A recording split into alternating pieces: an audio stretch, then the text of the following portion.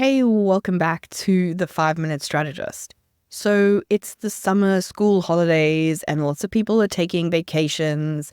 And as we lie by the pool or the ocean or staring at some beautiful countryside or eating gelato in a foreign city, we tend to finally turn off our brains from the day-to-day hustle of our business.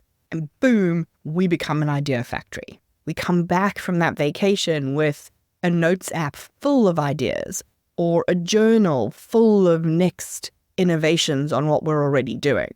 And that's great. We need that creative break for sure. But I want to challenge you this summer that rather than coming back from that vacay with 40 new offers, most of which will never get implemented, instead, try to come back with a clear vision of the future growth of your business. This means more than just how much revenue do I want to be making in 5 years' time. This is understanding how your business will need to adapt and innovate and grow and be resilient over the next 5 years. This can feel very exciting, and it can also feel a little daunting because it's the kind of task that really requires some thinking time.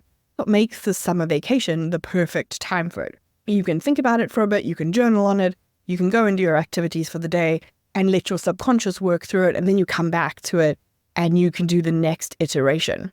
That's almost impossible in the day-to-day. So defining that 5-year vision is really thinking about some key questions. The first is, what impact do you want your business to have in the long term? What is that vision of the legacy that your business is creating? So not just in the 5 years, but overall, where are we trying to get to? And then you can claw it back and say, in line with that long-term vision, where do I see the business in 5 years' time? And then back again and say, what are the milestones along that journey?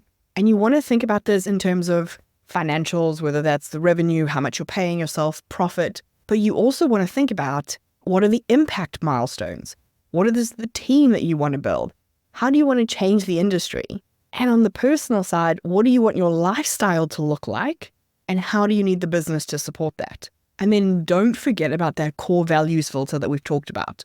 Making sure that everything you're seeing as this 5-year vision is still aligned with those core values. Then once you have that kind of clear vision, now we need to figure out how our business needs to evolve to hit that 5-year vision. So we want to think about, first of all, where are we at? We always need to know where we're starting from. And we've just done this in quite a lot of detail in the half-year review. So that should be top of mind. But in case it's not, you want to think about what's working well, where are some bottlenecks at the moment, what are you seeing in the marketplace from your customers, what are your competitors doing? So now you've defined where you are, you know where you want to get to in 5 years, and now you can think about the gap that you need to close to meet that 5-year vision. And you can think about what that would look like, growth area you're going for. Do you need new offers for the same market? Do you need to take your offer into a new market? Do you need better tech so that you spend less time delivering so you can serve more people? What is the thing that's going to close that gap? And then you can start to prioritize, what order are we going to do then? One of them might be dependent on the other one being done first. One might have the biggest impact, and so you want to do that one first. And so you start to create this roadmap from now until 5 years with what are the short-term, medium-term, and long-term goals to close that growth gap. Now we want to map some milestones on that journey.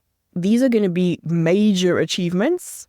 They're the big couple of things that happen in each growth area for you to succeed in that growth area and therefore to succeed in your 5-year vision. Then for each milestone, you do want to have a metric that's going to measure your progress. Even if it's not revenue, you still need to have that breakdown of what is the thing that's going to tell me that I've succeeded at that piece of the puzzle. How am I measuring it and how am I tracking it? This is going to flag to you when you go off track so that you can adjust and you can bring it back in. And then also for these milestones, don't just put all the work in there.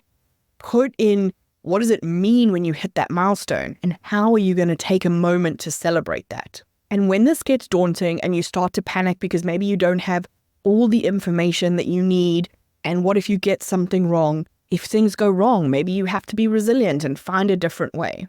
But you want to have that clear long-term goal broken down into achievable chunks so that when you're in the day-to-day and something doesn't go as planned, that feels more like a speed bump to you than you've lost half of your engine into a pothole. So to help you stay focused and to help you stay resilient, how do you see your business evolving over the next 5 years?